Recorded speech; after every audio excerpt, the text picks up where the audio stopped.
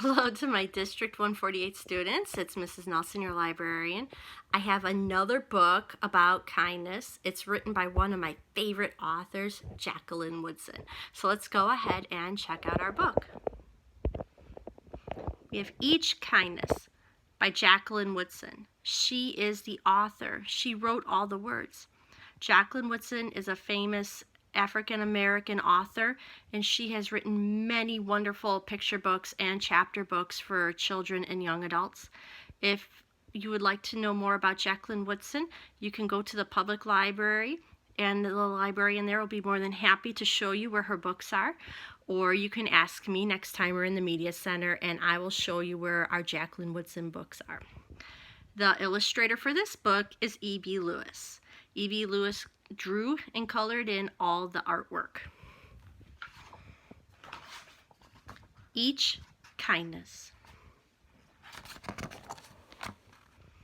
That winter, snow fell on everything, turning the world a brilliant white. One morning, as we settled into our seats, the classroom door opened.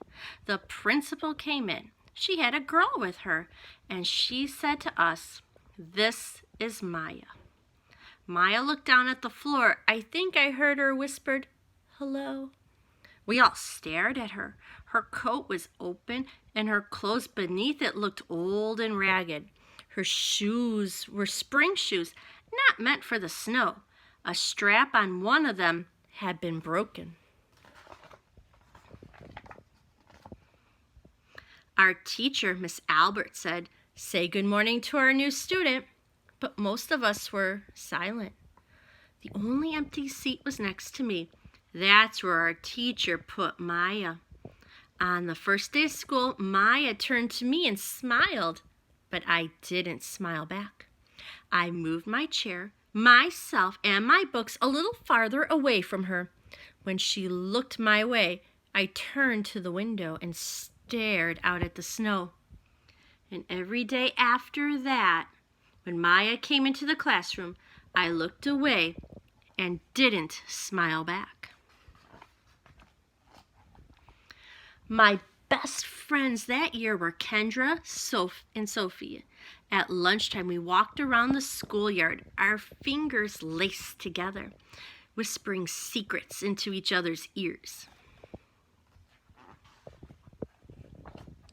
One day, while we were near the slide, Maya came over to us. She held open her hand to show us the shiny jacks and tiny red ball she'd gotten for her birthday. "It's a high bouncer," she said, but none of us wanted to play. So Maya played a game against herself.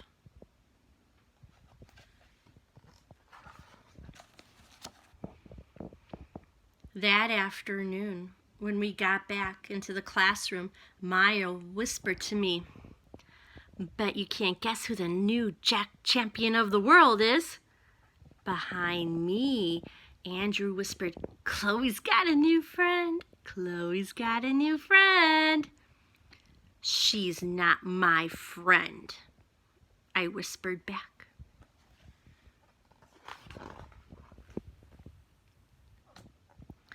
The weeks passed. Every day we whispered about Maya, laughing at her clothes, her shoes, the strange food she brought for lunch. Some days Maya held out her hand to show us what she brought to school. A deck of cards, pickup sticks, a small tattered doll. Whenever she asked us to play, we said no. The days grew warmer and warmer. The pond thawed. Grass began growing where the snow had once been. One day, Maya came to school wearing a pretty dress and fancy shoes, but the shoes and the dress looked like they belonged to another girl before Maya. "I have a new name for her," Kendra whispered. "Never knew. Everything she has comes from the second-hand store." We all laughed. Maya stood by the fence. She was holding a jump rope, but did not come over to ask us if we wanted to play. After a while, she folded it double, rolled the ends around each hand, and started jumping. She jumped around the whole schoolyard without stopping. She didn't look up once, just jumped, jumped, jumped.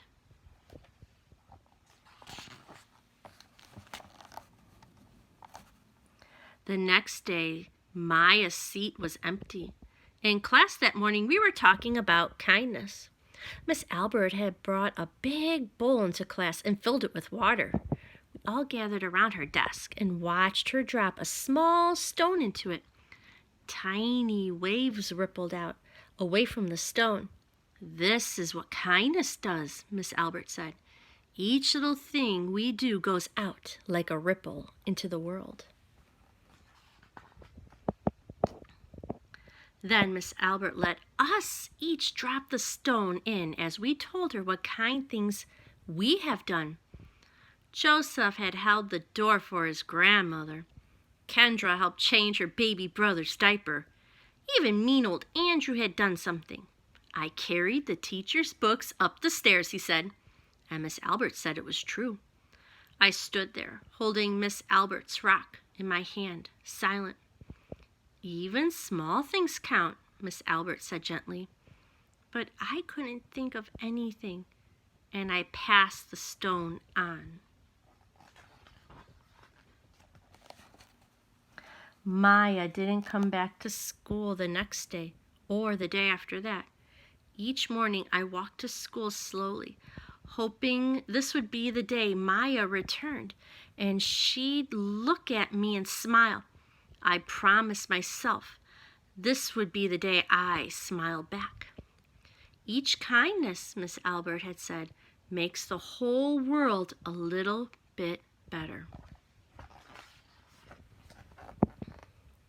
But Maya's seat remained empty, and one day Miss Albert announced to the class that Maya wouldn't be coming back. Her family had moved away, Miss Albert said. Then she told us to take out our notebooks. It was time for spelling. That afternoon, I walked home alone. When I reached the pond, my throat filled with all the things I wish I would have said to Maya. Each kindness I had never shown. I threw small stones into it over and over, watching the way the water rippled out and away.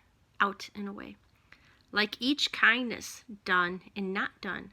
Like every girl somewhere, holding a small gift out to someone, and that someone turning away from it. I watched the water ripple as the sun set through the maples, and the chance of kindness with Maya becoming more and more forever gone.